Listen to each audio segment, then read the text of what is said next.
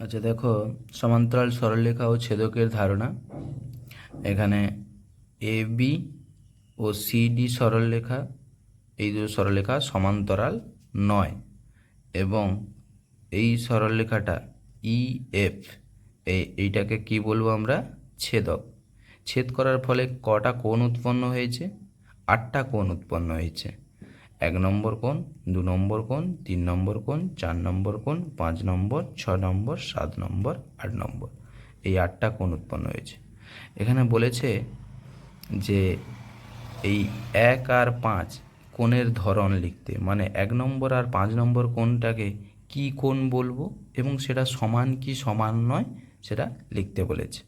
আচ্ছা, তার আগে একটু বলে নিই, এই A B R C D এর বাইরের দিকে যে কোণগুলো আছে, বাইরের দিকে মানে কি 1, 4, 6, 7, এই 1, 4, 6, 7 এই কোণগুলো হচ্ছে কি বহিস্থ কোণ।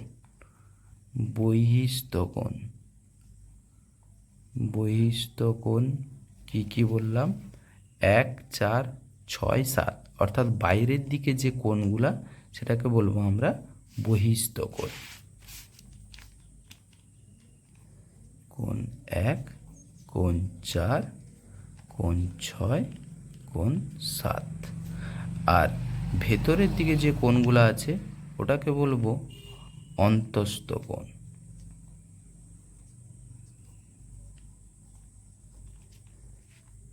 অন্তস্থ কোণ কি কি? কোণ 2, কোণ 3, কোণ 5 আর কোণ 8।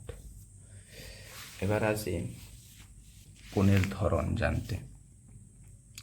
আচ্ছা দেখো কি বলেছে, 1 আর 5, 1 নম্বর কোণ আর 5 নম্বর কোণ।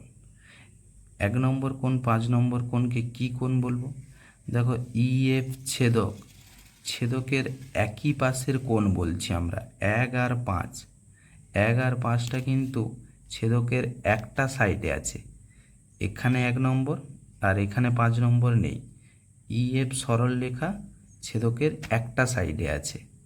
এই একটা সাইডের একটা বহিস্থ কোণ, মানে এ বি সরলরেখার বহিস্থ কোণ, আর সিডি সরলরেখার কি বলছি? অন্তস্থ কোণ। এই কোণগুলোকে বলবো কি? অনুরূপ কোণ। মানে বহিস্থ কোণের সাপেক্ষে, একটা সরলরেখার বহিস্থ কোণের সাপেক্ষে ওই বহিস্থ কোণের দূরবর্তী অন্তস্থ কোণটাকে বলবো অনুরূপ কোণ। তাহলে এখানে 1 নম্বর আর 5 নম্বর কোণটাকে, কোণের ধরন কি? 1 নম্বর ও 5 নম্বর কোণ হচ্ছে কি? অনুরূপ কোণ।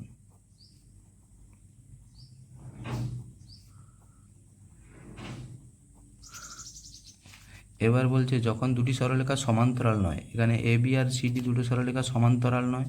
সমান্তরাল না হলে অনুরূপ কোণ সমান হয় না, মানে কি হবে তাহলে? অসমান হবে। তারপরে দেখো কি আছে, 4 নম্বর ও 8 নম্বর কোণ। 4 ও 8, দেখো এখানে ছবিতে কি আছে? 4 কোথায়, 8 কোথায়? 4 আছে বহিস্থ, 8 আছে অন্তস্থ, এবং ই এফ সরলরেখার ছেদকের একটা সাইডের কোণকে বলা হচ্ছে 4 নম্বর কোণ, 8 নম্বর কোণ। দেখো এ বি সরলরেখার বহিস্থ কোণ এখানে 4 নম্বর, সিডি সরলরেখার সাথে অন্তস্থ কোণ 8 নম্বর। তাহলে এই 4 নম্বর আর 8 নম্বর কোণটাকে আমরা কি কোণ বলবো? আগেরটাতে বলেছিলাম যেমন 1 নম্বর কোণ, 5 নম্বর কোণ কি কোণ? অনুরূপ কোণ। একই রকম 4 নম্বর ও 8 নম্বর কোণ অনুরূপ কোণ এবং অসমান। তারপরে কি আছে? 3, 7, দেখো 3 কোথায়? এ বি সরলরেখার অন্তস্থ কোণ, সিডি সরলরেখার বহিস্থ কোণ, ছেদকের একই পাশে বলছি। তাহলে 3 আর 7, এটা অন্তস্থ, এটা বহিস্থ, মানে এই বহিস্থ কোণের সাপেক্ষে অন্তস্থ কোণ এটা 3 নম্বর। তাহলে 3, 7কে সে একই রকম অনুরূপ কোণ বলবো। তাহলে আরও একটা অনুরূপ কোণ আছে কি? 2, 6, দেখো তারপরে লেখা আছে 2, 6, এটাকেও অনুরূপ কোণ। এবং অনুরূপ কোণ যখন দুটি সরলরেখা সমান্তরাল হয় না তখন অনুরূপ কোণ অসমান হয়।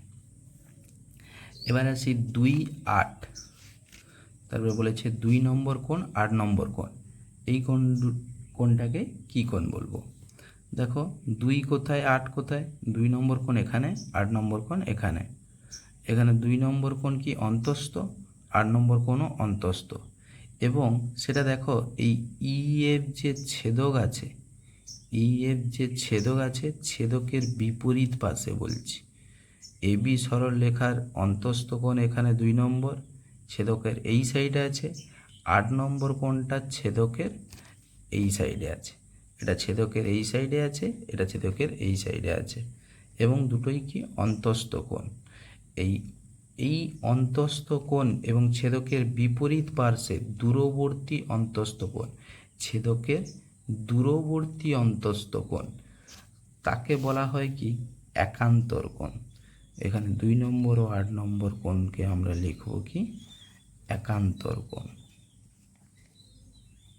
তাহলে একই রকম এখানে 2 আর 8কে একান্তর কোণ বলছি। তাহলে আরও একটা তাহলে আছে, এখানে আরও একটা অন্তস্থ কোণ 3 আছে, 5 আছে, এবং ছেদকের বিপরীত পাশে বলা হচ্ছে এই 3 নম্বর 5 নম্বর কোণকেও বলা হবে একান্তর কোণ। কোণ 3, কোণ 5 একান্তর কোণ। এবং একান্তর কোণও অসমান যখন দুটি সরলরেখা সমান্তরাল হয় না। যখন দুটি সরলরেখা সমান্তরাল হয় না তখন অনুরূপ কোণ অসমান, একান্তর কোণ অসমান, মানে 1 আর 5 এই কোণগুলা পরস্পর সমান নয়। এবার আসি তারপরে কি বলেছে 2, 5, তারপরে বলেছে কি 2 আর 5। 2 আর 5 কোথায় আছে দেখে নি ছবিতে, এখানে 2 আছে, এখানে 5 আছে, দুটোই অন্তস্থ কোণ আছে, এবং দুটোকেই বলা হচ্ছে কি ছেদকের একই পাশে আছে। ছেদকের একই পাশে আছে। দেখো 2 নম্বর কোণ 5 নম্বর কোণ, এই যে এইটা যদি ছেদক ই এফ ছেদক, ছেদকের একটা সাইডেই এই দুটো কোণকে বলা হচ্ছে 2 নম্বর 5 নম্বর কোণ। ছেদকের এই একই পাশে আছে এবং এরা কি অন্তস্থ কোণ। তাহলে এখানে 2 নম্বর আর 5 নম্বর কোণকে কি লিখব? ছেদকের একই পাশের অন্তস্থ কোণ। ছেদকের একই পাশের অন্তস্থ কোণ।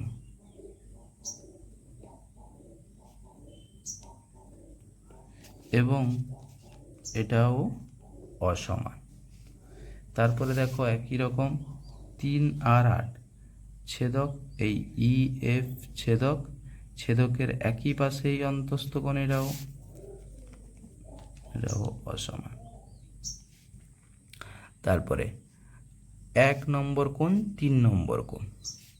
দেখো 1 কোথায়, 1 আছে কোথায়, এইখানে 1 আর এখানে 3। দেখো আমি সুন্দর করে কালি দিয়ে লিখেছি। তাহলে দেখো 1 নম্বর কোণ 3 নম্বর কোণ বিপরীত দিকে আছে। দেখো মানে শুধু এই ছেদবিন্দুটার বিপরীত দিকে আছে। এই যে ছেদবিন্দুটার নাম দিয়েছি জি। জি বিন্দুর দেখো বিপরীত দিকে আছে। এইকে বলবো কি বিপ্রতীপ কোণ। 1 নম্বর ও 3 নম্বর কোণটাকে বলবো আমরা বিপ্রতীপ কোণ।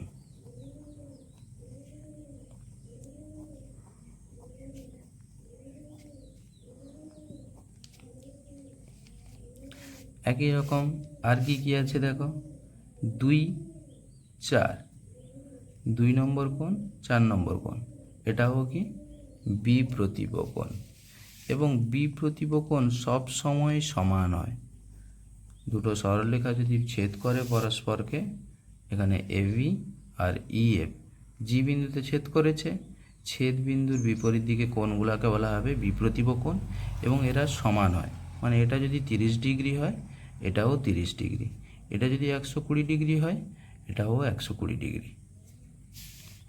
তারপরে আর কি আছে, তারপরে বলেছে 5 ও 7। 5 নম্বর কোণ 7 নম্বর কোণ কোথায় আছে দেখে নি, 5 আছে এখানে, 7 আছে এখানে, সেই দেখো এইচ বিন্দুর বিপরীত দিকে আছে, তাহলে এটাও বিপ্রতীপ কোণ। তারপরে আছে 6, 8, এটাও বিপ্রতীপ কোণ, এবং বিপ্রতীপ কোণগুলো সব সময় সমান। তাহলে দুটো সরলরেখা সমান্তরাল না হলে কোণগুলোকে কি কোণ বলে সেটা বললাম।